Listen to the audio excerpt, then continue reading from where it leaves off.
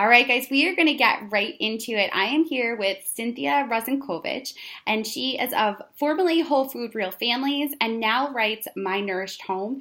But we're going to be talking a little bit today about the importance of an email list and how to go about actually organizing it. So, Cynthia, just give us a little introduction about yourself, about your blog and what you used to do prior or previously before your blog. Yeah, I can definitely do that. As you mentioned, I just rebranded. So I was Whole Food Real Families, for several years and really wanted to write about more than just food. And so we rebranded and sort of refocused on the home and the things that we do at home to make home the place that you really want to be, like the place you want to come home to. And so we still talk about food because, it's food, but we also talk about family and investing in relationships and things like that. But the thing that people may not know is that before I decided to reinvent myself as a blogger, I was actually a director of marketing for about 15 years. So it's been fun to dust off those old skills and find a new industry to use them in. And I find myself, butting in and getting all nosy in other people's businesses now too, because it's a lot of fun. And we love that you do that. So for those that don't know, you probably have realized by now, this is the Cynthia that I talk about constantly. In last episode with Marnie Craycroft, I actually talked about how she is an email builder wizard. So that's why she's here, is to kind of give us a little bit more information about that. But Cynthia is a project manager for me. And pretty much what I do is I give Cynthia my list of projects and she puts them in order of importance for me and tackles them head on and gives me direction. Because otherwise I'd not have very much direction. So before we started, we were just talking a little bit about email. And one of the things that you and I tackled together, or you kind of took over for me because I wanted to just shut it down, was my mess of a list that I had for the Melrose family. So first, let's talk about why an email list is so important. Well, I think the list is important because it's the only thing you really own.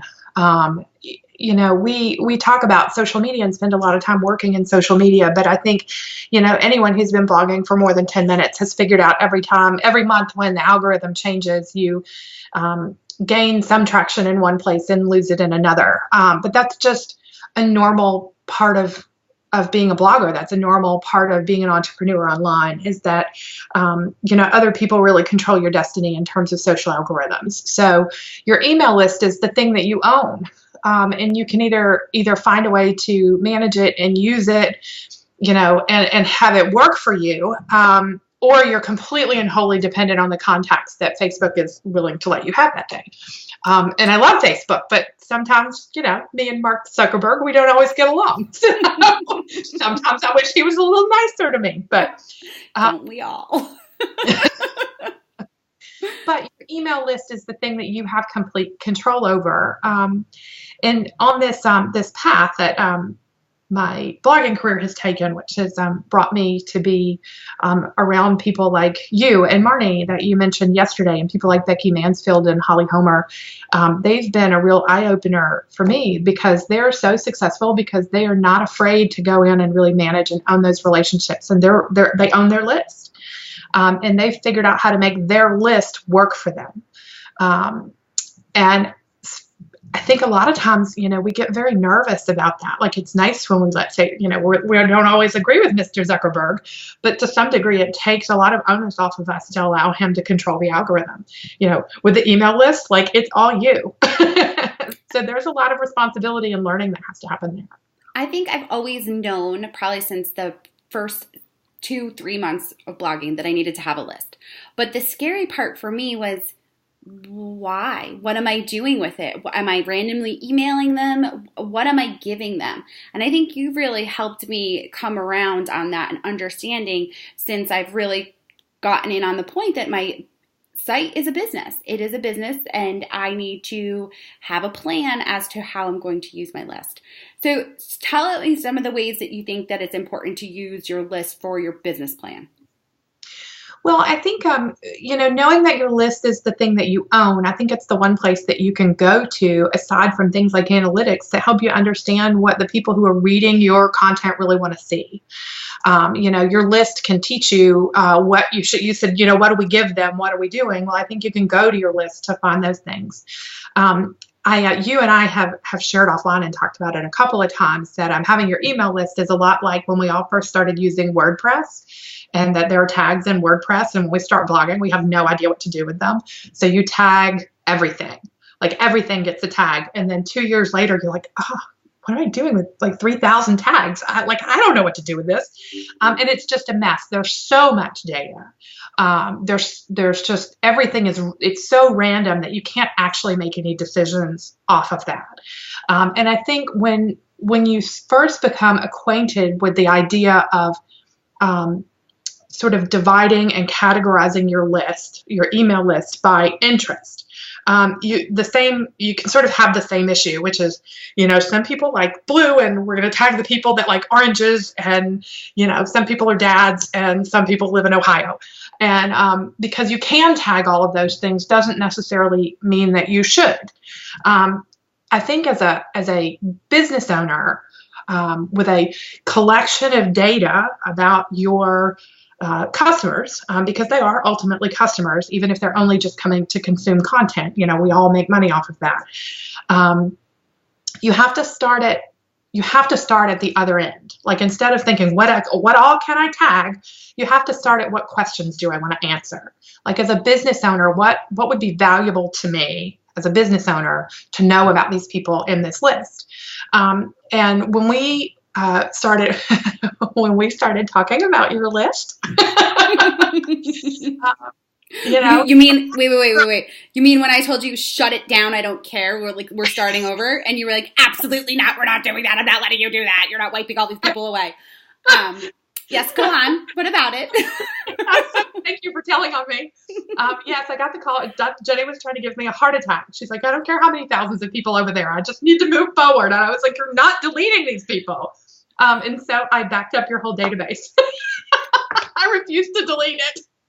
Well, you never told me that you backed up the whole thing. I knew you did pieces. I didn't know you did the whole thing. I did the whole thing.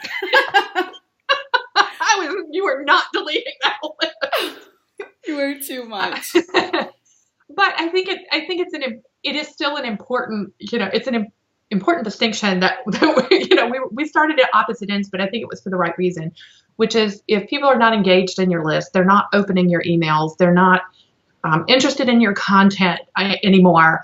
That happens to all of us. I mean, it's not personal, right? Yes. If you write an email about toddlers, like, eventually that person on your list is not going to have toddlers anymore. So people's interest and what's relevant to them changes over time. But ultimately, you have to pay for that person to live on your list. If you're paying for a service, you're paying for that space. And, it's important for you to allow that list to evolve. And I know sometimes I even fall prey to the need to but I'm going to hold on to these numbers. I'm looking at this number on the screen and I'm not going to, I'm not going backwards. Right. It's very liberating, I think. You were a little too liberated. You were just going to delete everybody. But it's liberating to let those people move on into the universe, right? Just to free them to move on to new things. Yes. And to see the people who are on your list are engaged and they genuinely desire both to consume your content, but also to engage with you in things like, being interested in your products and wanting to buy things from you. I mean, that's how we all make a living, right? But when you have to move a list, which is what you were doing, instead of deleting the whole list, we started creating incentives for the people who were there. And people call those different things. If you call them, lead magnets, yes, freebies, tripwires, whatever, yes, they're all different things, but ultimately they're content upgrades. Yes. And we created a series of emails that said, we love you. You guys have been so supportive. We just wanted to give you these gifts because we love you so much. But we created things that we thought they would legitimately find value in. And as people clicked on those emails and engaged with the email, we didn't just move the people that downloaded the link the trigger. We really were looking for people to just open and engage with the email, that they were interested in consuming your content. And those are people we wanted to keep, because those are people we could nurture over time. And we didn't delete your thousands of people. No, you didn't allow me to do that. One of the questions you touched on, it was about the lead magnet. So I've had a couple different people question me about this. Well, was it something brand new that you created? Was it something that you already had? Was it an ebook? What was it? And for me, it was a printable. All of them were only one-page printables that we were just, and I already had used it. They were already lead magnets that were on my site as content upgrades to get people to my list. So it didn't take a ton of work. All it took was putting it into an email and writing up the series of emails that we sent out. So it wasn't terribly painful. No, it really wasn't. And I think sometimes, I think we all come to blogging with a different, with a different set of skills, right? Like some of us come to it because we just have a voice and we feel compelled really to share things with people. You know, some of us come and are great writers, and some of us are really great on the tech side. I don't know who those people are, but if they're around and call me, that would be great. Some of us are really great photographers. We talk about Christine Underwood, I know, does some graphic design and things for you, and she actually is a professional photographer. She has a photography business in addition to her blog. So she comes to blogging with a completely different skill. I'm a good photographer, but when I get stuck, I call Christine because she's better than me. Right. And I think a lot of us get very sort of stilted and kind of stuck in some of the additional technology beyond the blog. Because you and I both use ConvertKit, and that was the migration that we were doing for you, was to help you not just get to ConvertKit, but to take that entire body of data that you owned and tag it and segment it in a way that you could actually, as a business owner, make good decisions about the products that you're currently selling and any future products you may want to create. So, but I think we get very sort of frozen sometimes. We're all very creative people, and things like ConvertKit and lead pages are, they really have the power to change your business and how much money you make. But they're tools, right? And then we get scared of the tool about, that it's like when you, for somebody who's not a coder or somebody who doesn't know a lot about HTML, and then you switch from like the visual to the text on in Word pages, and you go, oh my God, and you have to switch it back. That's a little bit what it feels like for the folks that I worked with in moving them over and getting them structured correctly in ConvertKit, is they get very stuck in the data. But it's like riding a bike. Like once you figure out how all those tools work, then it becomes very easy and it becomes part of your workflow. Yes. And I think that's the help most people need, is just figuring out how to make the tool part of your workflow, because it is just a tool. When I was a kid, my dad used to tell us all the time, anytime we wanted somebody, like we just needed, the new phone was going to fix it, or this, whatever it was we needed at the time. And my dad would say, it's just a tool. It's like a hammer. It only matters because of whose hands it's in. If you give a tool like a hammer to a carpenter, they build a big, beautiful house. If you give it to a toddler, then they hit their friend in the head, and then you get in a lot of trouble, but it's the same hammer, right? Yes. So ConvertKit and lead pages are really tools. And you just have to know how to build the house instead of, taking it to the playground. Yes. But they can be tools that can do great things, or they can make you really super stuck. Yes. And I think that it's being able to move forward through that. So for me, when I decided to switch to ConvertKit, it was the idea that I could have all this data and be able to use it in a targeted way. But it also mattered to me the fact that I wasn't getting charged 5 times for the same person. And I don't think people totally realize that that's what happens with other email services. If someone signs up for one of your challenges and one of your freebies and one of your other freebies, you're getting charged 3 times for that person. And with someone like myself who has 2 different businesses, who has 5 challenges on this because I do 5 different things for the Melrose family, and then 3 other challenges over on Jenny Mel, that's a lot of money that I'm paying for one person, even though it's the same person. So ConvertKit, yes, it can be a little bit more expensive, but not when you're not paying for that same person 8 times. So that... I was just gonna say, I think it also matters where you are in your business. There are plenty of free email systems out there, or really, really inexpensive email systems. And if that's where you are in your business, I think it's a great place to start. But when you're at a place where you are ready to make business decisions based on how you are able to segment and what you're able to learn and understand from your email list, then some of those less expensive options just don't provide that sort of functionality. Where I think, now, like, your email list is a good example. We can look at your email list and tell you, exactly what people are interested in reading on the Melrose Family. We can see every product funnel, and who's engaging and interested in purchasing a product, and every person who is actually a customer of your product. And based on how big those funnels are and how big those buckets are, we can determine what future products we may need to develop. If you see that you've got tons of interest in one area and exactly none in the other, then either we need to do a better job marketing the one that's not getting a lot of traction, or we just need to make a decision to invest where your audience is legitimately interested. And I'm not sure you could have seen that before out of your email list. Are you trying to put me under the bus here or what? So for those that don't know, I will share. On my other email service, the way that I used to tag people is they were tagged by what email service they came in by. So if they came in from Mad Mimi, they were tagged Mad Mimi. And if they came in from Feed Blitz, who I was with for a couple months, they were tagged Feed Blitz. It was a big hot mess is what it was. So what email service did you use before ConvertKit? I used a couple. I used MailChimp for a while, and my business sort of grew, and my old marketing bones, I guess, started getting creaky and needed to be brushed off.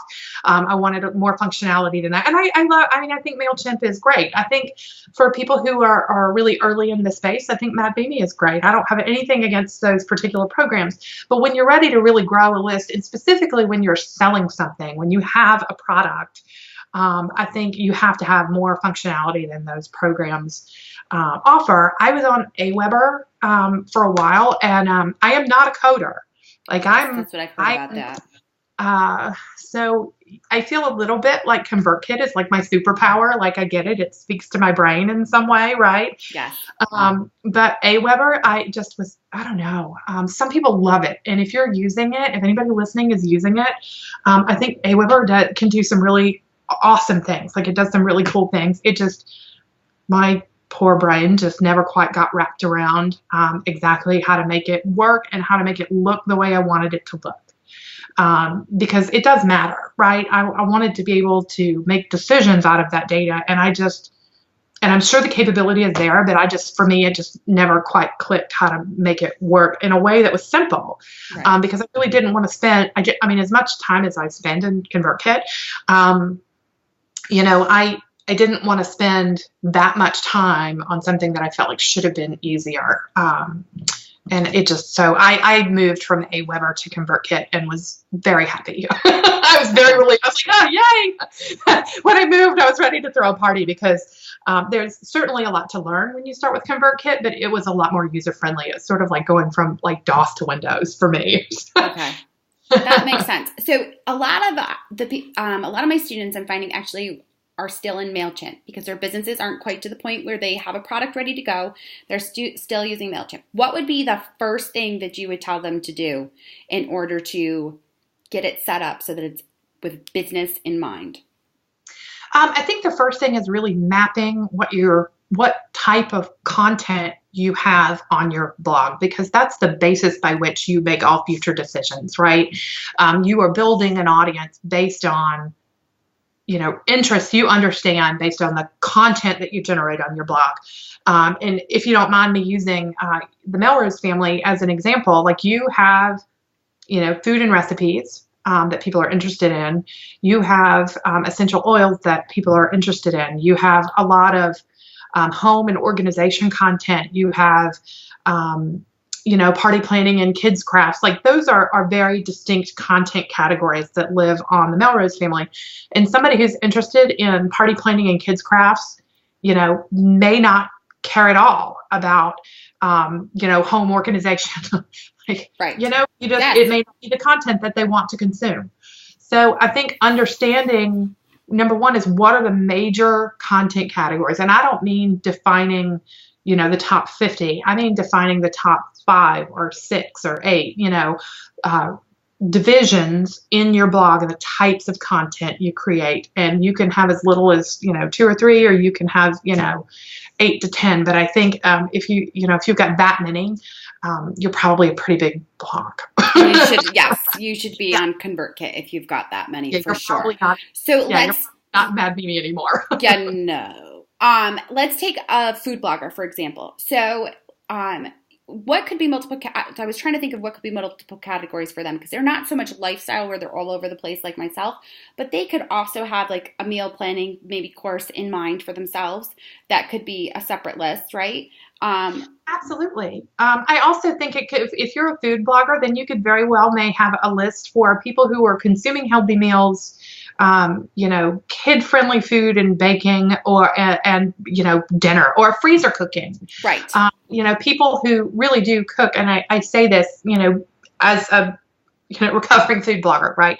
I say this actually being a recipe developer, that there are some very distinct categories there. Like people who are on Whole30 are probably not looking for cookie recipes.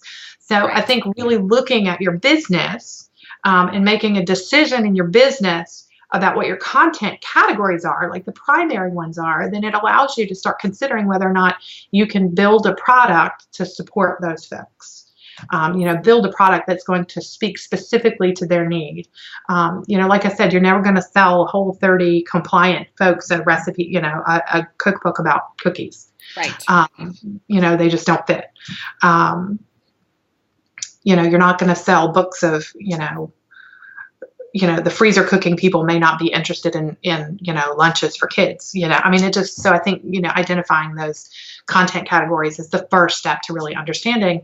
But once you identify those content categories, I think you have to find a way to reflect them, which is usually done with tags and ConvertKit, but you have to find a way to reflect those in your tags and start using your emails to identify people's interests. And you can do that with link triggers and then tagging them with their interest.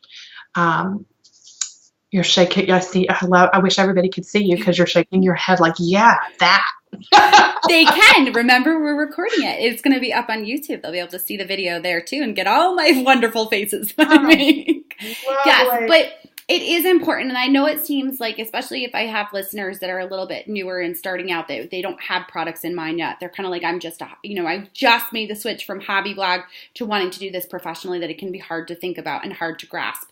But as you're starting to think of it as like a product down the road, it makes it so much easier for me to be able to go into ConvertKit and send an email just to the people on my list that are interested in meal planning, because I want to offer them a 10-day meal planning challenge that's going to be totally free, so that they can possibly purchase the ebook down the road. I don't want to bombard every single person on my list with that information. And what tags do is they allow me to do that. I can simply put out a broadcast based on that tag, who are in that tag, and that's who it goes out to. So I think listeners that are newer may kind of be like, what are they talking about with tags? It's just putting them into a category is more or less what happens, right? Yep. It's just a label. If you think of it as a sticker, you get your name tag on your shirt, those things, and just put the sticker on your shirt, and everybody goes, hey, Jenny, because they see your name. That's all you're doing to your email list, is you're just putting a sticker on that person that says they like food. Or they like kids activities, or they like essential oils. And so you're basically just giving them a bumper sticker that later on you can take all the people who like food and herd them into one corner and only talk to them about food.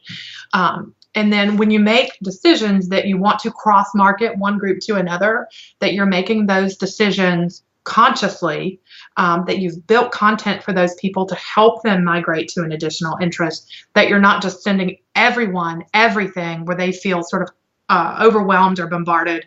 Because the one thing you don't want them to do is you don't want them to unsubscribe. When they unsubscribe, you stop with the ability to sell them things.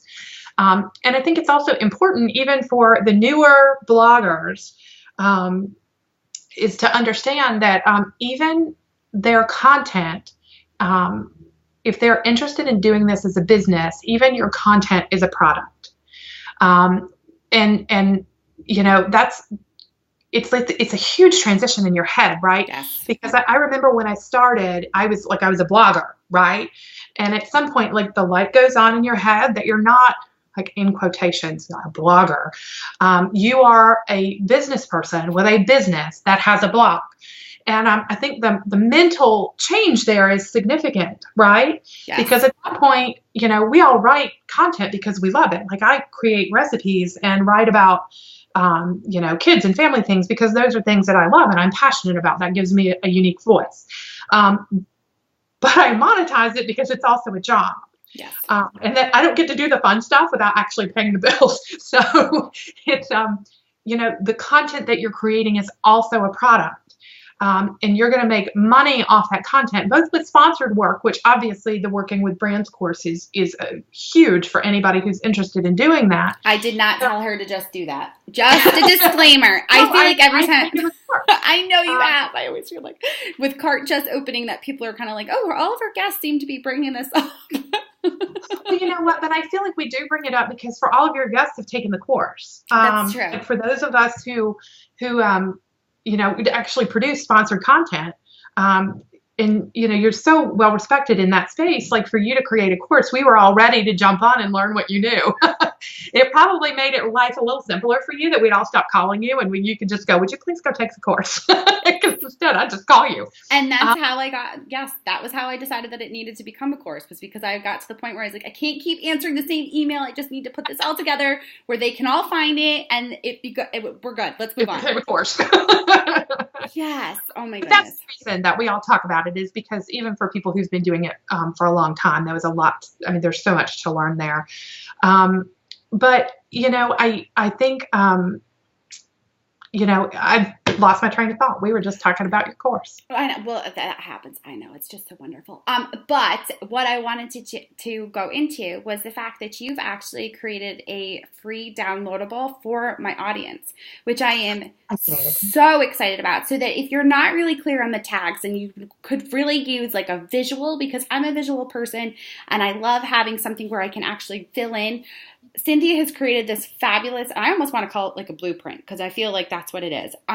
But it gives you the definition of certain tags that you can use, and then it asks you the questions to really look at your business. Kind of the way that we talked about in last episode with Marnie about creating a business plan. Cynthia has you look at it from that standpoint, but your email list and how you can actually get it all organized. So if you go to jennymelrose.com/podcast 4, you will be able to get that. It's actually, nope, sorry, that's the wrong episode. It's podcast 5, sorry.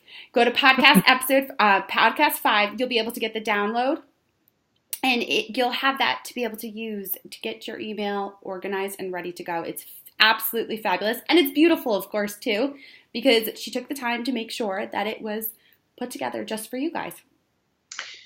Well, and I hope it helps. I do hope it helps. Once you actually encouraged me to do this, because this is what this is the process that we used for you and to get you all organized. And I think, there are about a million ways that you can organize ConvertKit, but I think this works really well for bloggers. The point I was going to say before, by the way, when I lost my train of thought, was just that your content, because your content is a product and you have sponsored content, but most of us also have advertising revenue, and which we get paid off of advertising revenue. So sorry, I was hating that. I was hanging out there. I never finished my thought, but I did create this downloadable, and I hope we'll link it up, and I hope it's really helpful for people to sort of take them through the process of starting where, as a business owner, what questions are you going to have as a business owner to help you grow your business, and how will this email list help you do that? And so it should walk you through how to create and structure your tags and your segments in ConvertKit.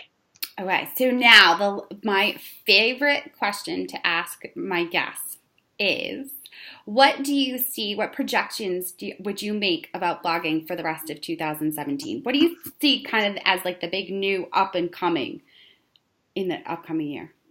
Wow, it's a lot. Whether or not we have another like Pinterest crisis. I'm just kidding. No, I really think it has a lot to do with this. I think it has to do with, the bloggers who are going to make the most money, and the bloggers who are going to continue to grow are really going to be the people who start to see this as a business, and to treat their blogs like a business. And I mean that in the totally positive way. Obviously, we continue to invest in content, and create original content. Content's always going to be king, right? But there's a lot of awesome content that gets 0 page views and bloggers that don't generate any income. So I think that the people who are going to be able to do this professionally are going to be the people who understand how to find information and make good business decisions out of the information that they already have. It's not just about like, I'm going to go share for 4 hours on social media.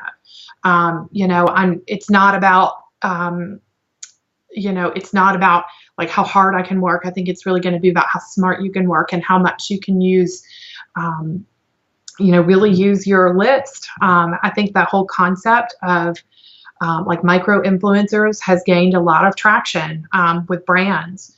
They've started to understand that some of, the smaller size bloggers have very engaged audiences, and the brands that are kind of at the bloggers who were kind of at the front of that movement seem to be really educating brands about how to work with them, even if they're smaller.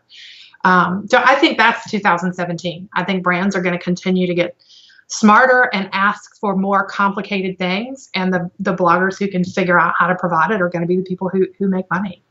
Absolutely. I could not agree more. And I think that's part of the reason that working with brands, the e-course had such a successful opening launch back in October. I mean, we had over 100 students with the first launch, and I'm excited to see what the relaunch does. But so me too. Yeah.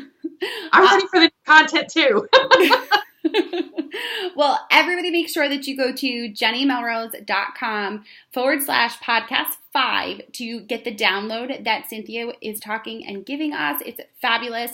And where else can they find you? What is your most popular social media channel they can find you on? Where are you always talking? Where am I always talking? Wow, everywhere. They can find me on Instagram or Pinterest, or on Twitter at My Nourished Home. And Facebook is eventually on Facebook, but Facebook is taking their time changing my name, as Facebook likes to do. I'm still Whole Food Real Families over there. Okay. Perfect. All right. Well, thank you so much, Cynthia, for taking the time to speak with us. I really, really appreciate it. And I know my audience took away a ton of information from here, the valuable information they're going to be able to use going forward. Well, I'm excited. Thank you so much for having me, Jenny. Of course.